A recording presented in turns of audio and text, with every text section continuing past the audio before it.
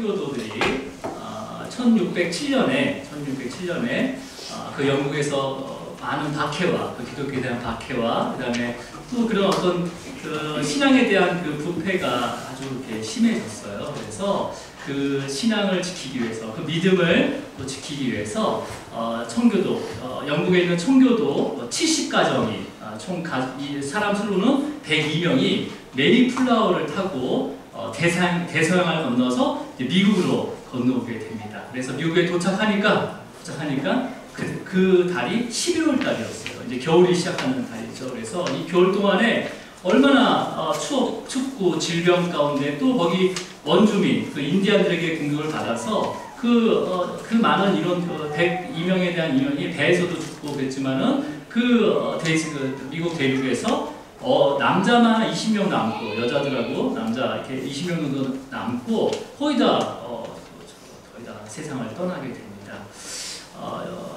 그러면서 이제 그 첫 해를 맞이하면서 정말 일부 인디언들이 그들의 삶을 보고 그들에게 와서 농사법을 가르쳐 줍니다. 그리고 농사를 지을 수 있도록 옥수수 씨를 선물로 주게 되는 거죠. 그래서 그때 그 씨를 심어서 그해 가을 11월 달에 처음 수확을 얻게 됩니다. 그래서 그 수확을 정말 하나님의 은혜 가운데 수확을 얻은 거잖아요. 그래서 감사함을 또 그 가족만 누린 게 아니라 그 도움을 줬던 인디안들을 초대해가지고 인디언들과 함께 그것을 나누게 된 그런 이제 유래 가운데 추수감사절이 시작이 되었습니다. 그러니까 추수감사절은 정말 우리가 받을 수 없는 것들을 하나님께서 은혜 가운데 주님의 그 인도하심과 보호 가운데 정말 부어주신 것에 대한 허락하신 것에 대한 감사함으로 드리는 예배가 되는 거죠. 우리나라는 1921년에 선교사를 통해서 이제 우리도 이제 추수라는 게 있잖아요. 추석과 추수가 있잖아요. 그래서 이 추수가 다 끝나는 이제 농한기가 시작되는 11월 셋째 주를 추수감사절로 지내게 되었습니다.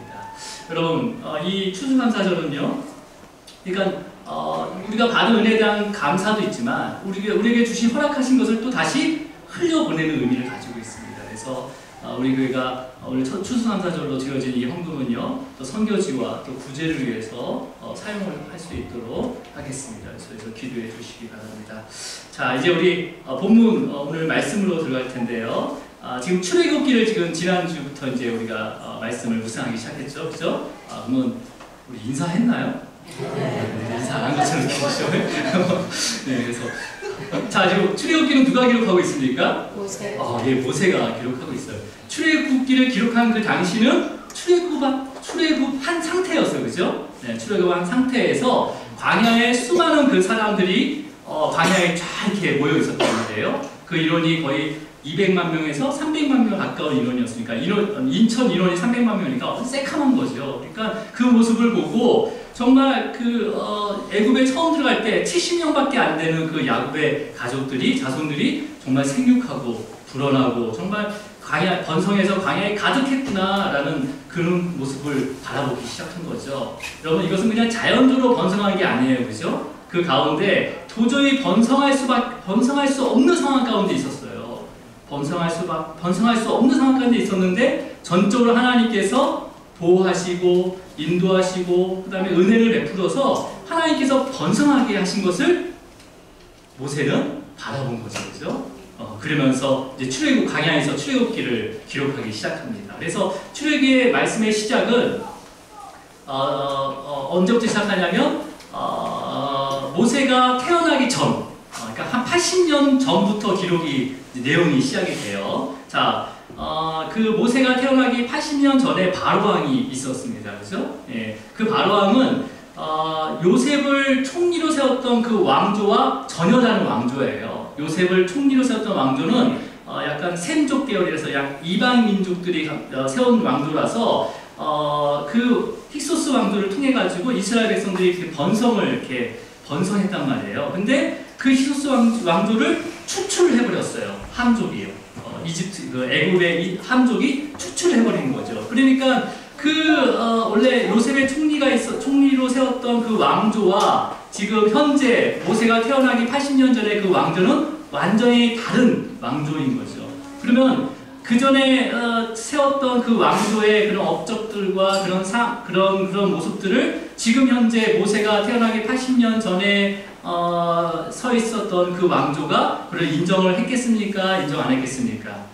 인정을 하지 않죠, 그죠? 그래서 그러면서 지금 그 요셉의 총리 때에 번성했던 그 왕조에 번성했던 그 이스라엘 그 민족들을 어떻게 보면 좀 불편하게 여겼던 거예요. 혹시라도 얘네들이 좀 반란을 일으키거나 아니면 전 단체적으로 망명을 가버리면 어떨까라는 그런 걱정 가운데 그 바로 왕이 굉장히 걱정을 하면서 여러 가지 정책을 내놓게 됩니다. 그 정책이 뭐였냐면 이스라엘 자손들이 번성하지 못하도록 계속 이렇게 제한하는 정책이었던 거죠. 근데 그 정책들이 다 성공을 합니까? 성공하지 못합니다. 다 실패를 하죠. 이 실패의 원인은 뭐예요? 하나님께서 실패하게 하신 거죠. 그러면서 결국 그 바로 왕은요, 마지막으로 어떤 정책을 펴냐면 그들의 백성들에게 이 히브리 자녀 중에서 남자아이가 나면 무조건 나일강에 던져 죽여라 라는 명령을 하게 됩니다. 이 명령 가운데 이 명령이 선포됐을 때 이때 그 레위 가족 중에 한 사람이 레위 여자를 만나서 결혼을 하게 됩니다. 그리고 남자아이를 낳게 되는 거죠. 그러면 이 남자아이는 그 바로의 정책 가운데 어떻게 그 삶이 죽음으로 갑니까? 아니면 살 수 있습니까? 죽을 수밖에 없는 운명이었던 거예요. 자, 오늘 본문 2장 1절과 2절을 함께 읽습니다. 시작! 레위 가족 중 한 사람이 가서 레위 여자에게 장가들어 그 여자가 임신하여 아들을 낳았더니 그가 잘생긴 것을 보고 석 달 동안 그를 숨겼으나.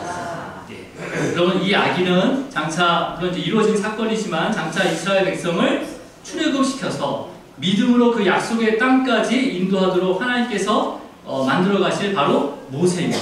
그죠? 모세입니다. 여러분 지금 출애굽기의 기록자인 이 모세의 당사자의 그런 어떤 출생의 이야기를 지금 하고 있는 거예요. 지금 출애굽기 2장에서 이것을 우리가 이제 두 번에 걸쳐서 함께 살펴볼 거예요. 자, 오늘 본문에는요. 모세의 부모에 대해서는 특별한 설명이 없습니다. 그냥 레위 사람 한 사람이 레위 여자를 만나 결혼해서 아이를 낳았다라는 것밖에 없어요. 하지만 이 모세의 부모에 대해서 우리가 잠깐 살펴볼 텐데 왜 살펴보냐면 이 모세의 믿음이 어디서부터 시작되는지를 우리가 이제 말씀을 통해서 이렇게 한번 찾아서 묵상을 해보도록 하겠습니다. 모세의 부모의 이야기는 출애굽기 6장에 나타나요. 6장에 우리 6장을 볼 텐데 먼저 이 레위 가족 중에 한 사람이었으니까 또 레위 가족 중에 한 사람으로서 레위 여자와 결혼했기 때문에 그 출애굽기 6장에 그 여러 자손들이 있는데 레위 자손만 우리가 뽑아서 한번 묵상을 해볼 거예요. 자, 우리 출애굽기 6장 16절부터 있습니다. 16절. 자, 6장 16절 함께 있습니다. 시작. 레위의 아들들의 이름은 그들의 족보대로 이러하니 게르손과 고핫과 무라리요. 레위의 나이는 137세였으며. 자, 여기서 뭐 레위의 아들, 이 레위는 누굽니까? 요셉이 총리를 했을 때 그 당시에 심한 기근 가운데 야곱의 그 자녀들 중에 하나가 레위죠, 그죠? 레위 자손에 누가 있었냐면 게르손과 고핫과 무라리가 있는 거예요. 그리고 이 레위는 137세에 죽게 됩니다. 자, 잘 기억하세요. 그 레위의 자손에는 게르손과 고핫과 무라리. 그 다음에 이 모세의 아버지는 이 고핫 자손을 통해서 태어나게 됩니다. 자, 우리 18절을 읽을게요. 18절 시작. 고핫의 아들들은 아므람과 이스할과 헤브론과 우시엘이요. 고핫의 나이는 133세였으며. 예, 3세였으며. 자, 그리고 고핫의 자녀에 누가 있냐면 아므람과 이스할과 헤브론과 우시엘 해서 4명의 자손이 있는 거예요. 물론 여자들은 개수가 안 돼 있고 남자들만 얘기하고 있습니다. 그리고 고핫의 나이는 133세에 죽게 되는 거죠. 자, 그러면 아므람은 어떻게 되는지 20절을 읽습니다. 시작. 아므람은 그들의 아버지의 누이 요게벳을 아내로 맞이하였고 그는 아론과 모세를 낳았으며 아므람의 나이는 137세였으며. 자, 그러면 이제 고핫, 아므람을 통해서 모세 이렇게 됐죠. 그러면 레위, 고핫, 아므람, 그 다음에 모세 해서 몇 대가 되는 거죠? 4대. 예, 4대가 되게 됩니다. 그리고 나이를 제가 언급을 했어요. 137세, 133세, 137세. 그리고 모세가 출애굽할 때 나이가 몇 살이죠? 80세였어요. 80세. 자, 그걸 쫙 더하면요. 487세. 그래서 이제 겹치는 거, 그 다음에 레위가 장성해가지고 그 애국 땅에 들어오는 나이를 조금 이렇게 조정하게 되면요, 거의 한 400년이 되게 됩니다. 자, 여러분 이렇게 제가 4대와 400년 하게 되면 여러분 기억나는 구절이 있어야 됩니다. 잘 없는 것 같아요. 제가 당황하고 있어요. 창세기 15장 13절, 우리 횃불 언약에 관련돼서 하나님께서 아브라함에게 하신 약속이에요. 창세기 15장 13절 시작. 여호와께서 아브라함에게 이르시되 너는 반드시 알라 내 자손이 이방에서 객이 되어 그들을 섬기겠고 그들은 400년 동안 내 자손을 괴롭히리니. 몇 년 동안? 400년. 그러니까 이방에서 객이 되어, 그러니까 나그네가 되는 그 시점이죠. 그러면 레위가 애굽으로 들어갈 시점이 이렇게 되는 거죠. 그죠? 야곱의 자손들이 들어간 시점. 자, 우리 이어서 15장 16절을 읽습니다. 시작. 내 자손은 4대 만에 이 땅에 돌아오리니 이는 아모리 족속의 죄악이 아직 가득하지 아니하니라 하시니. 자, 몇 대 만에? 4대 만에. 자, 우리가 오늘 출애굽기 2장 1절과 2절에서 레위 가족 중 한 사람이 가서 레위 여자와 결혼해서 아들을 낳았다라는 이 뜻에는 뭐가 들어있는 거예요? 창세기에서 아브라함과 하신 하나님의 그 약속이 성취될 것이라는 것을 암시하고 있는 거죠. 아니면 이미 아브라함에게 약속하신 그 성취된 것을 보고 모세가 보고 지금 창세기를 기록하고 있는 거죠. 그죠? 4대라고 했잖아요. 그러니까 아브라함, 모세의 아버지 아브라함은 모세를 낳을 때 자기가 3대째가 되는 날이고 3대 때가 되는 거잖아요. 그럼 모세는 몇 대가 되는 거예요? 4대가 되는 거죠. 4대가. 그죠? 자, 이런 하나님께서 아브라함에게 하신 약속의 말씀을 모세의 부모 아므람은 알았을까요? 몰랐을까요? 네. 알았고 또 믿음으로 기다리고 있었어요. 믿음으로. 자, 우리 출애굽기 2장 2절을 다시 읽습니다. 시작. 그 여자가 임신하여 아들을 낳으니 그가 잘생긴 것을 보고 석 달 동안 그를 숨겼으나. 지금 애굽의 노예 신분으로 살고 있었어요. 아브람과 요게벳, 그러니까 모세의 부모죠. 자, 근데 그 노예 사역 있기 때문에 자기 주인은 누굽니까 원래? 애굽 왕 바로 왕이죠. 애굽 왕이 노예였으니까. 그러니까 그 애굽 왕 주인의 명령이 뭐였습니까? 히브리인들에게서 남자아이를 낳으면 어떻게 하라고 했습니까? 나일강에 던지라는 명령을 했어요. 근데 그 명령을 어기게 되면 어떻게 되는 거예요? 노예가 그 주인의 명령을 어기면 죽는 거죠. 목숨을 내놓고 지금 이 아기 모세의 부모는 지금 아기를 숨기게 된 거죠. 그죠? 자, 근데 바로왕의 명령을 어긴 이유를 이 2절에서는 뭐라고 돼 있습니까? 이유를 뭐라고 돼 있어요? 그가 잘생긴 것을 보고 석 달 동안 숨겼다라고 그 이유를 대고 있습니다. 그럼 만약에 모세가 못생겼으면 나일강에 던져졌을까요? 이 부분을 히브리서 기자가 또 이렇게 기록하고 있습니다. 우리 히브리서 11장 23절을 읽도록 하겠습니다. 시작. 믿음으로 모세가 낳았을 때 그 부모가 아름다운 아이임을 보고 석 달 동안 숨겨 왕의 명령을 무서워하지 아니하였으며. 모세 부모가 믿음으로 낳은 아이를 보니까 뭐 했다는 거예요? 아름다운 아이다라고 얘기하는 거예요. 여러분, 굳이 믿음으로 보지 않아도 부모가 자식을 낳으면 그 낳은 자식 아이는 아름다워요? 안 아름다워요? 아름다워요. 어떤 분은 좀 안 아름답다는 사람도 있더라고요. 근데 다 예쁘고 아름답죠. 그렇죠? 네. 그렇다면 믿음으로 본 아름다움이 어떤 아름다움인지 우리가 알아야 되잖아요. 그죠? 믿음으로 본 아름다움. 이 부분을 또 사도행전에서 스데반이 마지막 죽음을 앞두고 복음을 증거하면서 설명한 부분이 있어요. 우리 사도행전 7장 20절 말씀을 또 함께 읽습니다. 시작. 그때 모세가 낳는데 하나님이 보시기에 아름다운지라 그의 아버지의 집에서 석 달 동안 길리더니. 자, 지금 모세의 부모가 그 아기 모세를 보고, 그 당시 이름이 없으니까 그냥 제가 아기 모세라고 하겠습니다. 아기 모세를 보고 믿음으로 본 아름다움은 어떤 아름다움이에요? 내가 본 아름다움이 아니라 하나님이 보시기에 아름다운지라. 하나님이 보시기에 아름다운지라. 여러분, 이 표현은 우리 창세기 1장에서도 이렇게 비슷한 표현을 볼 수가 있습니다. 같은 표현이죠. 하나님께서 하루하루 피조물을 만드시고 그 피조물을 만드신 다음에 그 자신이 만든 피조물을 보시고 뭐라고 말씀하시죠? 하나님이 보시기에 좋았더라. 같은 표현이에요. 예. 아름답다, 좋았더라. 이 똑같은 히브리 원어를 쓰거든요. 네. 히브리 원어를 쓰는데 토브라는 단어를 씁니다. 이건 뭐냐면 선하다는 거예요. 선하다.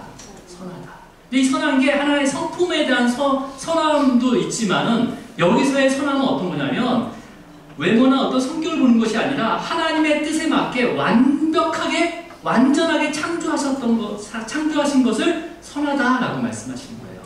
누구의 뜻에 완벽하게 창조하셨다고요? 하나님의 뜻에 완벽하게 부족함이 없이 창조하셨다는 것을 보고 선하다, 좋았더라, 아름다웠다라고 선포하고 있는 거죠. 여러분 옆에 분들을 보시고 하나님 보시기에 아름답습니다 라고 한번 얘기하세요. 상대방의 외모나 성격 보지 마시고 믿음으로 선포하시는 거예요. 믿음으로 하나님 보시기에 아름답습니다. 네. 여러분, 저와 여러분은 하나님의 뜻에 따라서 사용할 수 있도록 완전하게 창조하셨습니다. 네. 완전히 사람의 눈으로 보는 것이 아니라 하나님의 눈으로 봤을 때 완전하게 창조하셨어요. 네. 그러니까 모세의 부모도요, 모세를 낳고 나서 아기 모세가 정말 하나님의 뜻에 따라 완전하게 창조되었구나라는 것을 믿음으로 본 거예요. 믿음으로. 네. 그래서 바로왕의 명령에도 불구하고 하나님을 경외하면서 그 믿음으로 모세를 숨기게 된 거죠. 자, 우리 출애굽기 2장 2절에 보면 그 모세를 어떻게 표현하고 있습니까? 잘생긴 것이라고 되어 있잖아요. 잘생긴 것. 네, 그죠? 그가 잘생긴 것이라고 되어 있어요. 그러니까 하나님 보시기에 좋았더라는 거잖아요.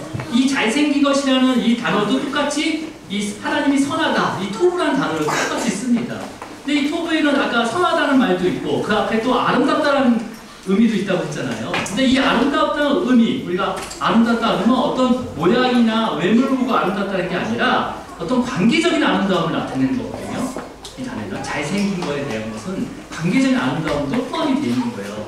그러니까 모세의 부모가 아기 모세를 낳고 잘생긴 것을 보았다는 것은 어떤 두 가지 의미가 있냐면 하나님의 뜻에 따라서 완전하게 창조했다라는 그런 의미와 또 하나님과의 관계적인 그 아름다움도 모세의 부모가 보았다라는 거예요. 그러니까 하나님의 관계적인 아름다움은 어떤 걸까요, 여러분? 관계적인 아름다움. 그러니까 그 하나님과의 관계적 아름다움을 좀 쉽게 설명하면 이런 거예요. 어떤 거냐면 물론 이제 교회에 처음 나오신 분이나 아니면 처음 나오신 분. 그러니까 교회를 다른 데 다니시다가 이렇게 오신 분 말고 정말 태어나서 처음 교회를 나오신 분이나 아니면 오랫동안에 어떤 사역 가운데 교회를 안 다니다가 방학하다가 다시 교회를 나오게 된 사람들을 보게 되면 매주 교회를 나올 때마다 얼굴이 밝아진 것을 봅니다. 여러분도 보시나요? 저는 보입니다. 예. 저 교회 예배 때마다 얼굴이 점점점 밝아져요. 예. 점점점 예뻐져요. 뭐 화장품을 바꾼 것도 아닐 텐데 그냥 보기만 해도 굉장히 예쁘거죠. 반짝반짝 빛나요. 정말 아름답게. 왜 아름다워지는 거죠? 예배 가운데 끊어진 하나님의 관계가 회복되고 있는 거예요. 그러면서 하나님께서 이 땅에 나를 보내신 이유를 알게 하세요. 네. 예전에는 정말 내가 왜 이곳에 있어야 되는지, 내가 왜 이런 고생을 했는지 모르지만 어느 순간에 예배 가운데 하나님께서 나를 이 땅에 보내셨구나. 이곳에 나를 보내셨구나. 그런 일이 없었다면 난 이곳에 없었을 텐데 하면서 하나님의 일하심을 보게 되는 거죠. 그러면서 과거에도 주님께서 나와 항상 함께 하셨고 나를 붙잡고 계셨다는 것을 믿게 됩니다. 그러면서 지금도 앞으로도 미래도 여전히 나를 사랑하실 것이고 여전히 나를 보호하시고 그 구원의 길로 신실하게 인도해 주실 거라는 그 믿음을 갖게 되는 거죠. 그러면서 그 믿음 가운데 현실은 여전히 변하지 않았지만 하나님과의 관계가 회복되는 그 기쁨과 감사 가운데 우리의 얼굴에 나타나는 아름다움이 바로 이 아름다움입니다. 여러분, 이런 하나님과의 관계가 회복되는 그 아름다움이 오늘 예배드린 우리 성도님들 삶 가운데 나타나기를 주님으로 축원합니다. 여러분, 그렇다면 여러분 아름다워지려면 어떻게 하면 되는 거예요? 네. 단계별로 피부로 관리하는 게 아니라 네? 뭐 어떻게 하면 되는 거예요? 예배의 자리에 오시면 돼요. 기도의 자리에 서 있으면 돼요. 그럼 하나님께서 인격적으로 우리를 만들어 가십니다. 내가 만들 수가 없어요. 자, 우리 본문 우리 출애굽기 2장 3절로 또 다시 가겠습니다. 3절 읽도록 하겠습니다. 시작. 더 숨길 수 없게 갈대 상자를 가져다가 엽청과 나무지를 칠하고 아기를 거기에 담아 나의 강과 갈대 사이에 두고 더 숨길 수 없게 됐다고 되어 있어요. 네. 여러분, 믿음으로 정말 3개월 동안 숨겼어요. 그죠? 근데 아기 모세가 큰 거죠. 거의 이제 너무 커서 숨길 수 없게 된 거예요. 아기가 100일이 넘으면 어떻게 됩니까? 자기 의사 표현을 해요. 그래서 평소에 작게 울더라도 그 당시에 뭐 안 해주면 어떻게 웁니까? 엄청 크게 울게 되는 거죠. 그러니까 이런 울음소리 가운데 어떻게 됩니까? 지금 애굽인들에게 발각이 되면 이 아기 모세뿐만 아니라 누구도 죽는 거예요? 그 가족들도 다 죽는 거예요. 형 아론과 미리암도 다 죽게 되는, 가족이 다 죽게 되는 거죠. 여러분, 우리의 믿음이 매일매일 자라지 않으면요, 우리의 믿음을 지킬 수가 없습니다. 우리의 현실은요, 늘 우리의 믿음을 흔들어요. 우리의 현실은. 네, 믿음을 흔들죠. 그렇다고, 내 믿음이 약해진 거야. 그 믿음이 약해진 게 아니에요, 여러분. 믿음은, 믿음의 크기만큼 또 사탄이 계속해서 그 이상으로 우리를 공격하게 된다는 거죠. 자, 어떻게 이것을 우리가 또 극복을 해야 되나요? 이제 모세의 부모는요, 갈대로 상자를 만들게 됩니다. 그리고 상자 안팎으로 엽청과 나무의 진을 이제 칠하게 됩니다. 자, 이 모습을 우리가 또 보면요, 그냥 이렇게 이렇게 보면서 생각할 수 있는 게 있어요. 야, 더 이상 숨길 수 없게 되니까 정말 가족들도 살아야 되겠고, 또 그냥 나일강에 던지자니 너무 키운 정도 있고, 그러니까 정말 갈대 상자라도 만들어서 어떻게 좀이라도 이렇게 배려하는 마음 가운데, 미안하는 마음 가운데 최소한의 그런 어떤 마음으로 떠나보내는 거 아닌가라는 생각을 할 수가 있습니다. 그렇죠? 네. 여러분, 이거는요, 믿음 가운데 행한 힘입니다. 믿음 가운데. 아니, 그러면 어떤 믿음으로 이것을 그렇게 갈대 상자를 만들어서 모세를 그 안에 넣어서 나일강에 띄우게 되는 걸까요? 여러분, 이미 모세의 부모와 비슷한 상황을 믿음으로 겪은, 믿음으로 살아온 사람이 있어요. 누구냐면 바로 노아입니다. 노아. 여러분, 하나님께서 그 당시, 노아가 살던 당시에 사람의 죄악이 세상에 너무 가득한 거예요. 그래서 심판하기로 작정하셨어요. 물로 쓸어보기로 작정하셨어요. 근데 이때 하나님께서는 누구를 보게 되냐면 의로움, 노아의 의로움을 보게 됩니다. 이 의로움은 뭐냐면요, 하나님의 말씀을 들은 자예요. 그래서 그 가족을 구원하기 위해서 뭐라고 명령하십니까? 산 위에다 고페로 나무로 방주를 지어라, 그리고 엽청을 칠해라 라고 명령을 하십니다. 노아가 어떻게 했습니까? 믿음으로 방주를 만들었어요. 지었어요. 몇 년 동안? 120년 동안 방주를 지었습니다. 여러분, 이 노아가 만들었던 방주라는 이 히브리 언어가 이 갈대 상자의 상자라는 단어랑 똑같아요. 그러니까 갈대 방주가 되는 거예요, 원래는요.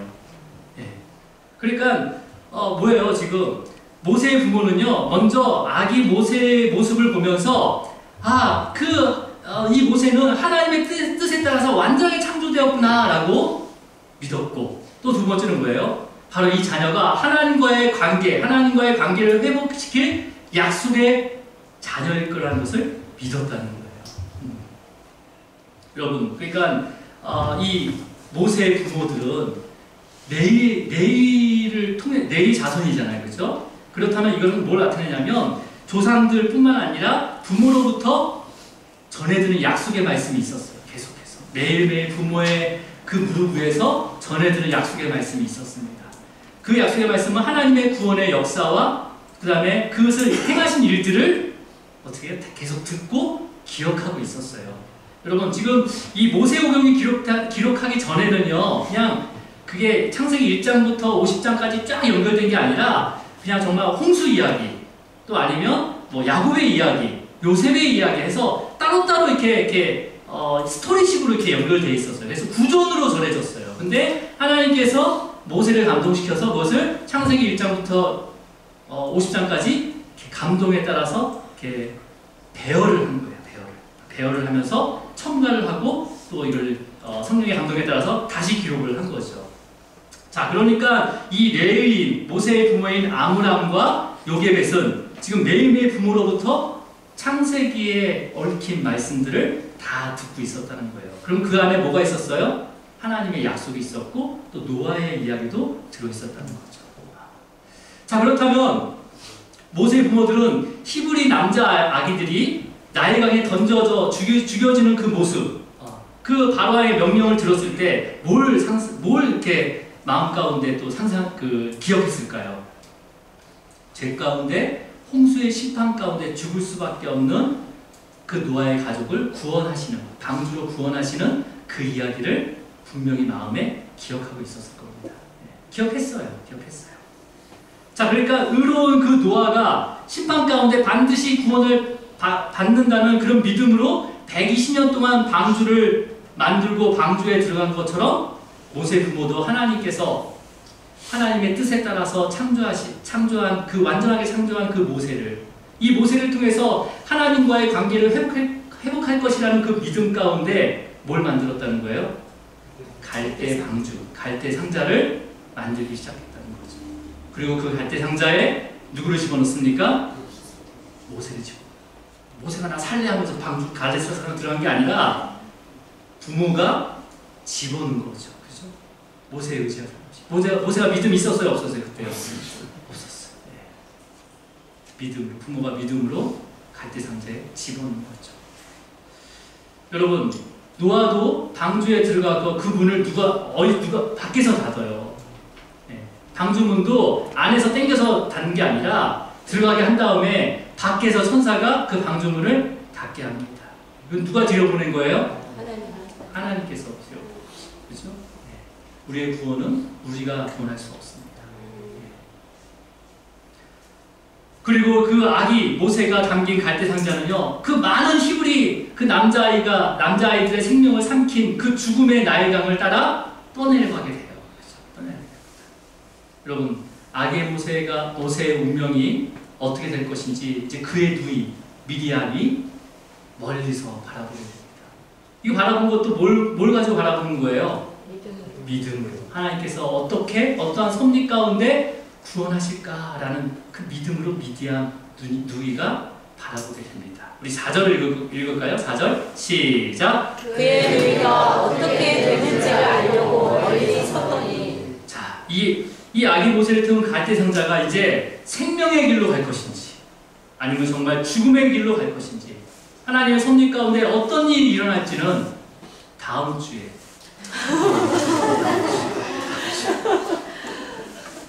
여러분, 노아와 그 가족들의 믿음으로 방주에 들어가는 동시에 홍수의 심판으로부터 구원을 받았어요. 그렇죠? 그것처럼 모세의 부모도 믿음으로 모세를 그 갈대 상자, 갈대 방주에 집어넣음으로 아기 모세가 구원이 임할 것이라는 것을 믿었어요. 믿음을 믿었어요. 자, 그렇다면 이 모세의 부모의 믿음은 어떻게 생긴 겁니까? 약속의 말씀과 하나님의 그 구원을 이루시는 그 말씀들을 들었어요. 여러분, 믿음은 들음에서 나옵니다. 그리고 모세는 그 하나님의 섭리 가운데 그 나일강에서 건짐을 받고 그 바로 궁정 안에서 그 믿음의 어머니 요게벳에게 하나님의 말씀으로 믿음의 양육을 받게 됩니다. 받게 돼요. 자, 그러니까 이 모세의 믿음은 떨기나무에서 하나님 불러서 생긴 게 아니라 어릴 때부터 그 믿음을 들으면서 갖게 된 거예요. 그렇죠? 갖게 된 거예요. 여러분, 이 모세의 부모가 만든 이 갈대 상자는 방주를 의미하죠. 그렇죠? 예, 이 방주는 예수 그리스도를 상징합니다. 그래서 저와 여러분은요, 이미 예수 그리스도의 그 십자가의 공로 가운데 그 갈대 상자, 그 방주에 들어간 거예요. 그걸 믿음으로 우리가 보는 거예요. 믿음이 없으면 어떻게 됩니까? 보지 못하는 거죠. 이 믿음이 있어야지 어떤 심판 가운데서도 우리가 구원받았다는 것을 믿을 수 있는 겁니다. 여러분, 지금 이 방주, 그 당시에 이 방주와 갈대 상자는 지금의 그리스도의 몸된 교회입니다. 주님의 그 피값으로 세우신 교회의 목적이 바로 영혼 구원이에요. 교회가 다른 물론 여러 가지 일들도 우리가 사역을 해야 되지만 제일 우선적으로 할 것이 뭐냐면 영혼 구원입니다. 영혼 구원. 여러분, 먼저 여러분의 영혼 구원을 위해서 믿음으로 기도하시기 바랍니다. 그리고 여러분의 그 가족, 그 다음에 형제와 일가 친척들, 그 다음에 여러분께 붙여주신 그 많은 공동체의 영혼 구원을 위해서 또 믿음으로 기도하시기 바랍니다. 기도하시기 바랍니다. 이제 말씀을 좀 정리하겠습니다. 저와 여러분은 하나님의 뜻에 따라서 완전하고 아름답게 창조되었다는 것을 믿으시길 바랍니다. 그리고 그 믿음 가운데 정말 우리가 하루하루 그 믿음이 자라야 되는 거예요. 자라지 않으면 언제든지 우리의 믿음은 흔들릴 수밖에 없습니다. 근데 그렇게 아름답게 창조했는데 왜 우리가 그 아름다움을 나타내지 못했던 거예요? 바로 죄 때문에 그런 거죠. 죄로 인해서 하나님의 뜻에 따라 아름답게 사용하지 못하고 어쩌면 정말 히브리 아기들이 나일강에 던져 죽은 것처럼 어쩌면 세상 가운데 밟히고 무시당하고 아니면 거부당하고 아니면 자존감 없이 무력하게 죽음을 향해 걸어가고 있는 모습이 바로 우리의 모습이었어요. 왜 이렇게 걸어갔을까요? 우리가요? 믿음이 없었기 때문에. 이런 믿음 없이 죽음을 향해 걸어가는 우리를 위해서 말씀이 육신이 되어 오신 분이 바로 예수 그리스도십니다. 우리 구주께서 직접 오셔서 하나님과 우리의 관계를 회복시키기 위해서 방주가 되어주셨어요. 갈대 상자가 되어주셨어요. 여러분, 그래서 함께 사망의 골짜기를 건너셨어요. 그죠? 방주 안에 누가 들어가 있어요? 저와 여러분이 들어가 있는 거죠. 갈대 상자에 저와 여러분이 들어가 있는 거죠. 주님이 함께 그 사망의 골짜기, 사망의 그 물을 건너서 생명의 길로 인도해 주셨습니다. 여러분, 매일매일 정말 말씀 가운데 그 성령님의 그 역사하심 가운데 믿음이 자라기를 주님으로 축복합니다. 믿음만이 우리의 구원을 이룰 수 있습니다. 그래서 한 주간 그 믿음 가운데 승리하기를 주님으로 축원합니다. 기도하시겠습니다. 주님 감사합니다. 주님 사랑합니다. 정말 출애굽을 인도한 모습